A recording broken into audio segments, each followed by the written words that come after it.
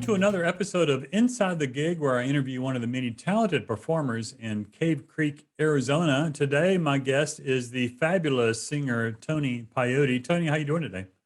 I'm good. How you doing, Kevin? I'm doing well. I've got Ravensview on my green screen behind me because you're going to be at Ravensview on Friday, the July the 8th. I had to look at my calendar. Friday, Yeah, July the 8th, from 5 to 8 p.m., singing up at Ravensview. And you're probably going to get a sunset that looks just like the one behind me. I'm sure you're excited about that gig. I love that place. I started playing there years ago, and it is one of the most fun places to go play. Kim, the owner, is just an awesome person. The staff there, and they're long-term staff. They're not short timers. Most of her staff, they've been around for a while, and they're great. And the way, as a musician, that you well know, you get treated various ways when you go into a venue to play. But Ravensview is probably one of the best. They're just happy to see you and accommodating. And what do you need? What do you need from us? I mean, they're awesome to play at, and they always have a great crowd, and they're very engaging, and it's just a lot of fun. Yeah, it is a great place to play. I agree with you 100%. It is one of my favorite places to play as well. So you started playing there years ago. So when did you get into sort of the solo gigging world as a musician? I don't think a lot of people know that about you. So we'll go ahead and we'll jump back in the time machine, right? Yeah. I started playing guitar when I was 10. Oh wow. I'm a good Catholic boy, and this is way back in the day, when they started asking for allowing guitars in mass. And I was in elementary school, a Catholic elementary school. And the nuns came around and they says, "Hey, we're looking for some students who want to learn to play guitar to play in mass." And my uncle, who was a priest at the time, said, "Hey, Tony, if you do this, I'll buy you your first guitar." Oh And wow. I said, okay. And so I started playing in church, and that's a long time ago.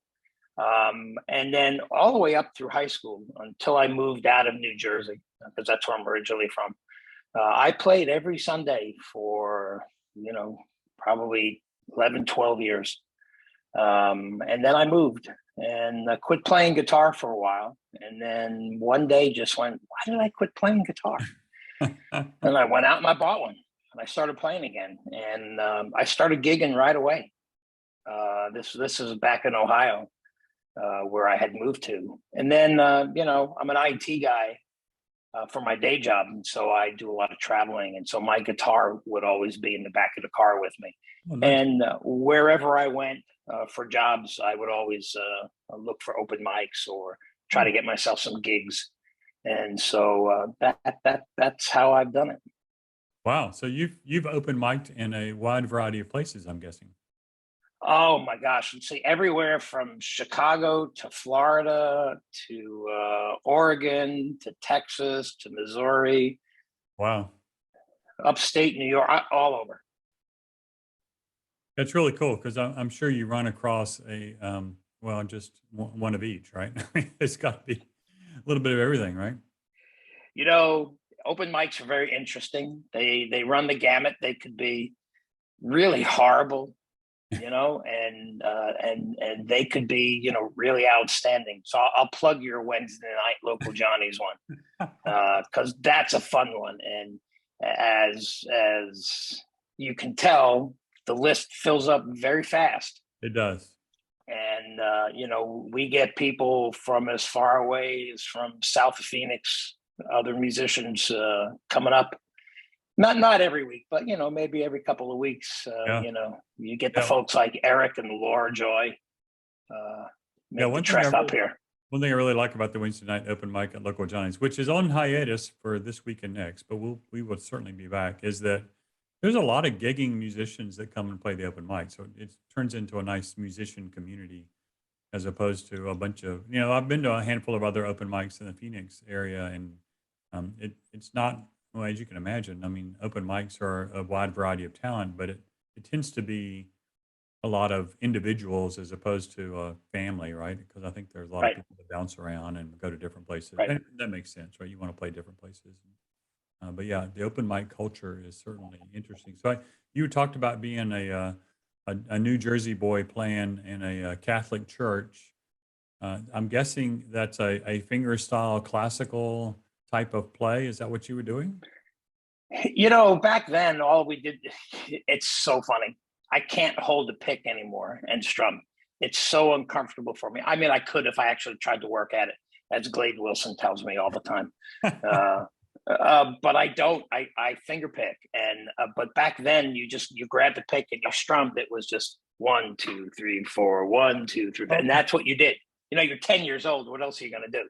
Right. Well, I just figured, church music, Catholic church music to me seems, I'm not Catholic, but I grew up Protestant, but it feels like it would be more a fingerstyle classical Folky. in the notion of it than what I would Yeah. do. But I guess once you bring guitars in, then it gets more folk, and then I can see people doing more chord straight. Yeah, yeah.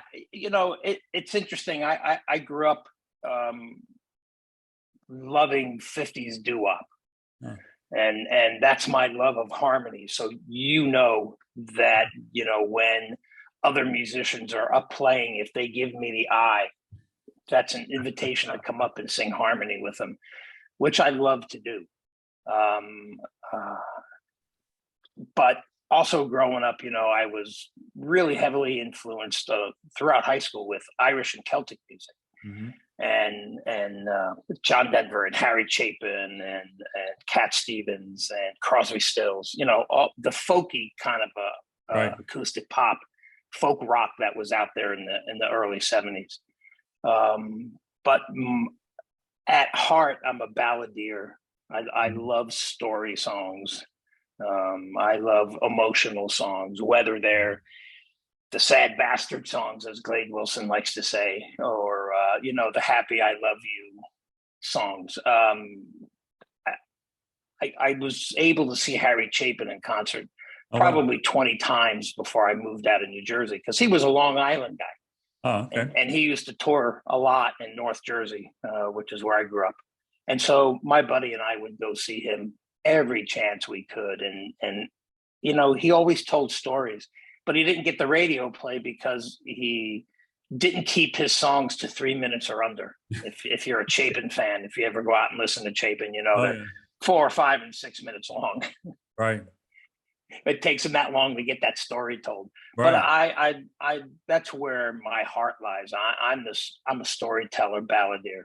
That's just where I love to do it. And so the finger picking, folky side of it comes out. It for me, it helps me emote when I'm doing a song. I do love to make people cry when I sing.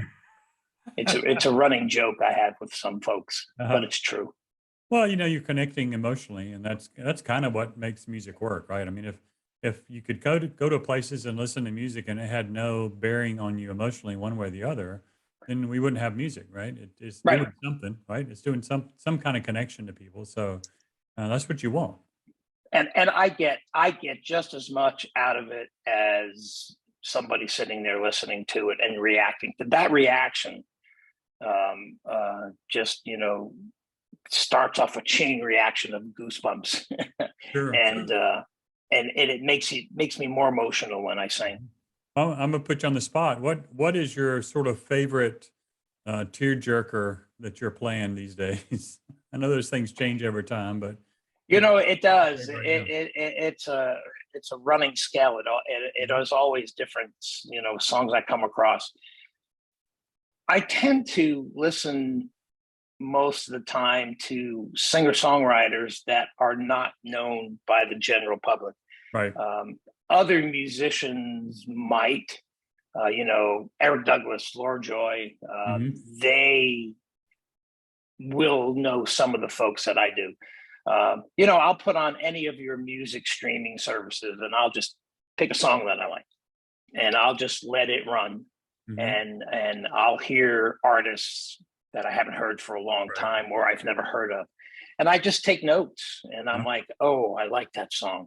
Let me go look this up. And let me dive into the lyrics. I want to see what the story is about this, And so, I like folks like John Gorka, who's been around since the early 80s, Richard Shindell, same thing with him, Lucy Kaplansky, Dave Mallett's been around since the 60s.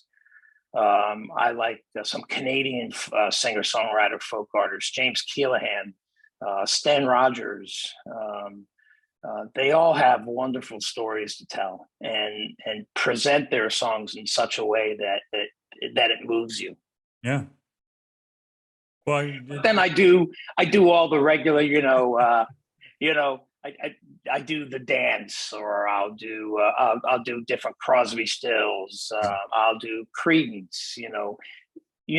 When you're playing gigs, people are there. A lot of times they're in the background, but people want to hear stuff that tells the story of their life. They'll hear a song and they'll just look up over at you, from eating or drinking and go, "Oh, I remember that song. I haven't heard that in years." And that's really cool when that happens. And so, I mix in my singer-songwriter stuff. Every 4 or 5 songs, I just throw something in there just because. Well, there's no secret. People connect. I've done a bunch of weddings as a disc jockey, and people connect with the songs from their high school prom. And so when you look at the audience and you see what they look like, you can kind of roll back the calendar and say, okay, I think they're going to love this song or love that song. So as much as musicians hate to play some of those songs because they seem to be worn out, it's also a great connection. And we have to remember that the patrons at the restaurant probably haven't heard a live performance of that song in a long time, at least in some cases, right? So. There are times when I'm playing with folks and I'll just, we're all looking at the audience, engaging, the reaction to see how we're doing, right? Are we playing the right stuff? Do we sound okay? Are we too loud? Are we too soft? And I'll lean over and I'll go, "Oh, let's play X," and then we do it. And then you get that reaction and then, you look at each other and go, "Oh, yeah, that was good." So you try to judge, just like you said, you look at the audience and you kind of try to figure out, all right, when did they grow up? Right. Exactly. It's true. Yeah. It's so true. So what special thing do you have up your sleeve for this weekend at the Ravens here? Oh, just the normal: show up, play, laugh, tell silly jokes, have a lot of fun. I love interacting with the crowd too. That's one of the things that I like to do. I'll see somebody react in a way or say something, and I'll just start talking in the microphone to them. And then we'll joke around, we'll kid around, and we'll laugh, and I'll make fun of myself. It's okay. Well, I think I don't know if you're still doing this or not, but at one point in time you had a trio or a band or something. What was that again? I can't remember. What was that? That was so my nickname is Sweet Tony, as you well know. And so Tim Brady put together the T-Bones, and Glade put together however many iterations of the Glade Wilson Band. And I sing enough with those guys, or they'll jump up and when I'm playing at places. Sure. And I was like, I want to do a band thing for a little while. Let's get some band gigs. What kind of name do I want? I have no idea. And then I can't remember who it was said, "What's your favorite cereal?" And I was like, "Oh God, Captain Crunch with Crunch Berries." And they looked at me and they said, "That's your band name." So Sweet Tony and the Crunch Berries were born. And we gigged for a couple of years, and it was kind of a roving cast of characters, but there were a few constants. Glade Wilson was one of those guys. Neil Cooper on bass was one of those guys. And then I would always try to grab a guitar player, Mikey Assad or Paul. I'd rope him in to play with me. Paul who plays with Sarah and all those guys. And then I'd get different people on drums. Mm-hmm. And we did a couple of years of gigs, and it was just a lot of fun. But now I'm back to doing the solo stuff. Hmm. But there could be a Sweet Tony and the Crunchberries reunion coming up here out in the West Side. We've had a venue that's expressed some interest, Oh, there and you go. so I'm just waiting to hear. I was going to say, you and Dutcher ought to hit up General Mills and get a sponsorship to do a cereal themed uh, fair somewhere with Bill Dutcher's serial killers and Sweet Tony and the Crunchberries. I wonder how that would turn out. It was a lot of fun, and it just was a lot of fun. I love connecting with other musicians, um, going to see them or jamming with them. Just sitting around the table, and just hanging out for a couple hours and just trading songs and joining in. It's how I learn.